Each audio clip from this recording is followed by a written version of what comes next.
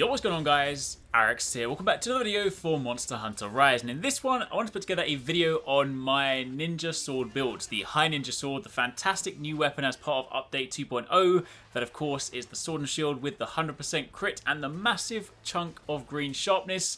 This is a fantastic weapon, I love it, and I've got a couple of different builds for it. There's a couple of different ways you can go about making your mix sets. You can either lean heavily into green, which a lot of people seem to be doing because obviously that's a huge chunk of green sharpness and you can just throw Bludgeoner on, throw on some attack skills. You don't need any of the crit skills because you already have 100% affinity. Obviously you won't crit boost, but that is one way to go about it, and I have a build or a mix set for that. But if you want to, you can also lean into the blue sharpness side of things, put in some handicraft, and instead work around sort of preserving that tiny little bit of blue, because keep in mind with the sword and shield, especially if you are using the hard basher combo, then you only lose sharpness on the sword attacks. So anytime you're using your shield, you're not losing sharpness. It's only when you perform, say, the spinning reaper at the end or the perfect rush combo. So you can actually make even a slither of sharpness go quite far. So in this video, I thought I'd show you the two different setups I have for this sword, so you can try a couple of things out. So if you do enjoy this, a like would be super appreciated. Comment down below, let me know what you guys are doing with this weapon. But to begin with, let's start off with what I have for the blue sharpness setup. So you can see all of the skills we have here: attack boost, crit boost, protective polish, stamina thief, speed sharpening.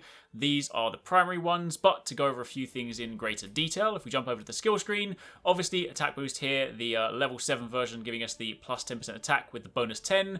Crit boost is obviously very useful because we have 100% crit, so we have the increased damage dealt for when we land those crits, which is all the time, so that is fantastic. That is of course gemmed in here. Protective polish is here because obviously by having level 3, when you sharpen, you maintain your sharpness for 90 seconds without it depleting. 90 seconds is quite a substantial period of time, and that is paired with the fact that I have level 3 speed sharpening, so I can very quickly sharpen my weapon. So those two together have incredible synergy, especially when you factor in, as you'll see in a moment, I only have a slither of blue sharpness. I also have level 3 stamina thief. This is only level 1 decoration, so it's incredibly easy to slot in, and it just increases the exhaust power of the weapon. There's a few additional byproducts just as parts of armor, a couple of points in defense boost, a point in resentment. However, I do have 1 level in handicraft. Now, it's worth noting, there's again a couple of ways you can go about this. If you have level 3 handicraft, you get that sort of plus 30 points in, weapon sharpness. That's a decent chunk of blue, so even if you are using sword attacks, you can kind of make it go a little bit further. However, since I'm leaning into protective polish and speed sharpening, I literally just need enough to get me into blue, which for the ninja sword is just 1 point. I also have a point in razor sharp, I have a point in stun resistance, and a point in flinch free. If we take a look at the actual pieces I have in order to achieve this, you can see I have the Sinister Helm, the Baroth Mail S, I have the Rathalos Braces S, the Anjanath Coil S, the Hunter's Greaves S, and my talisman for this one is 2 points in protective polish, and it also has a level 1 slot, which I've thrown speed sharpening in. Just for convenience, so you can see where I put all of my decorations, I have 3 drain jewels in the sword, I have a sharp jewel in the helmet, I have the critical jewel in the chest, in the gloves, and also in the waist, plus 2 grinder jewels.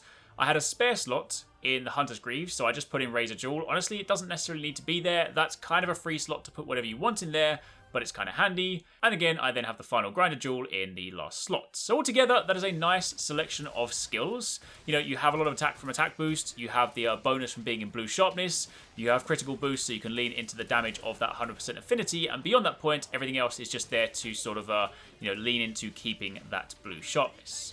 However, if you want to check out the other way that I built this, I instead have this setup here. This one leans into Bludgeoner, so for this one I just have green sharpness, but you can see I again have the maxed attack boost, I have max critical boost, I have max Bludgeoner, max Slugger, max Stamina Thief. Those two work very nicely because of course I'm using the Shield Basher combo, great exhaust potential, and of course great KO potential. I would have liked Slugger on the other one, but honestly, even just using the Shield Basher combo with Metsu Shoryugeki, you get KOs so frequently, I feel like you don't really need Slugger. Obviously, it's, more efficient if you do have it, but in this situation, I can slot it in. In the other build, I didn't have the space.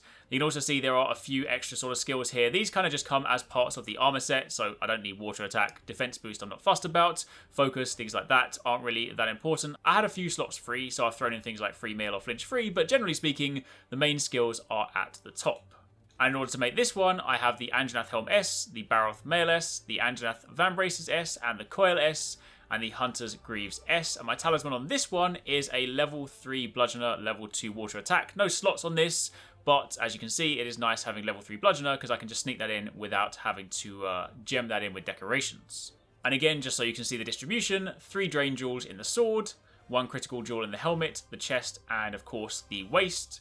A Brace Jewel in the gloves, because that was a free slot. And then I have a Satiated Jewel in the waist, and the Destroyer Jewel in the leg. So you can see this one does actually have a few free slots where you could put other things in there if you wanted to, but generally speaking, that is what you need to get those skills. So, as you can see, with this weapon, it's honestly a fantastic option. There's a couple of different ways you can mess around with it. You can sort of do whatever you want. I will say that if you want the sort of easy version that kind of doesn't really have much maintenance, then leaning into just green sharpness and bludgeoner, you basically won't need to sharpen the entire hunt. That green sharpness chunk is so massive. I will say, if you do happen to be doing that, then you probably want to have Mind's Eye for some monsters. Keep in mind, if you're using the Shield Bash combo, you don't have to worry about it because it can just hit through hard surfaces. But when it comes to things like Spinning Reaper, you can sometimes bounce. It is very select because for other stuff like Perfect Rush, you can still attack through it. So you don't have to have Mind's Eye, but they are things to keep in mind. However, if you do want to sort of maximize the damage potential, then jumping into blue is still a larger gain than just Bludgeoner green. So obviously if you can do that and you can sort of maintain that sharpness uptime with Protective Polish, then you can really make this thing work for you.